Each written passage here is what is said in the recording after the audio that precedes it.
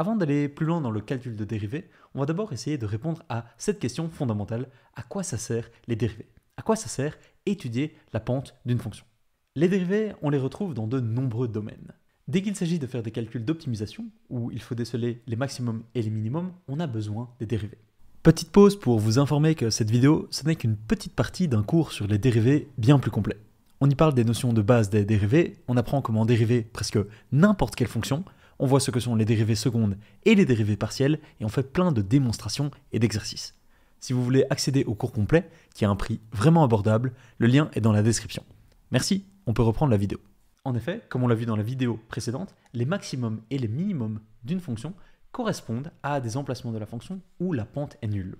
Ici, pour cette personne-là, qui est sur un maximum, en tout cas local, de cette fonction, la pente, elle est nulle. Ici, pour cette personne-là, qui est en tout cas sur un minimum local de cette fonction, la pente, elle est nulle également. Et c'est pareil pour cette personne-là.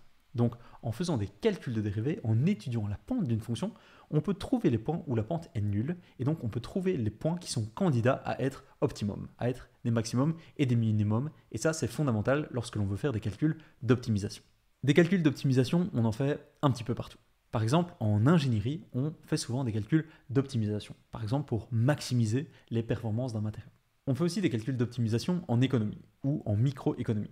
Au sein d'une entreprise, par exemple, on est souvent amené à vouloir maximiser les revenus ou minimiser les coûts et donc au final maximiser le profit. Tout ça, ce sont des problèmes d'optimisation et pour résoudre ces problèmes d'optimisation, on a souvent besoin des dérivés. Vous verrez d'ailleurs qu'on travaillera sur un problème d'optimisation dans la session exercice de ce cours. Mais les dérivés, elles ne servent pas qu'à résoudre des problèmes d'optimisation. Les dérivés, on les retrouve partout en physique par exemple. Prenons l'exemple de physiciens qui sont en train d'étudier la trajectoire d'une fusée. Et admettons que ces physiciens, ils tracent une fonction qui représente la distance parcourue par cette fusée au fur et à mesure du temps.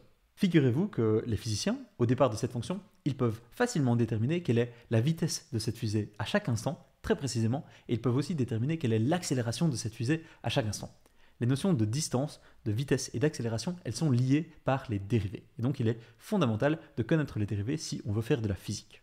Et bien sûr, les dérivés, elles nous permettent d'aller beaucoup plus loin en mathématiques. Il y a plein de concepts mathématiques qu'il est impossible d'aborder sans avoir une compréhension profonde des dérivés. Par exemple, sur le tableau ici, on observe des intégrales.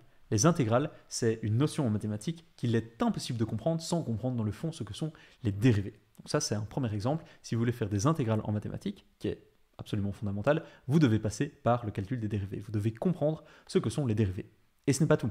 Si vous voulez faire des équations différentielles en mathématiques, là encore on parle de mathématiques plus avancées, il faut maîtriser les dérivés. Et parfois on n'est même pas obligé d'aller si loin dans les mathématiques. Si vous avez suivi mon cours d'analyse, souvenez-vous, on y a fait plein de calculs de limites. Et lors de ces calculs de limites, parfois on était confronté à des indéterminations. On était confronté à des situations dans lesquelles il était difficile d'aller plus loin parce qu'on était face à une indétermination. Grâce aux dérivés, il est possible de lever plein de ces indéterminations. Et ce grâce à une règle qui s'appelle la règle de l'hospital, qui utilise les dérivés. En conclusion, dès qu'on veut faire des calculs un petit peu sophistiqués, les dérivés apparaissent partout. Et il est fondamental de les maîtriser sur le bout des doigts. Voilà, vous savez maintenant à quoi servent les dérivés, et bonne nouvelle, à la fin de ce cours, vous saurez exactement de quoi il s'agit, comment les calculer et où les utiliser. On se retrouve dans la prochaine vidéo, à très vite.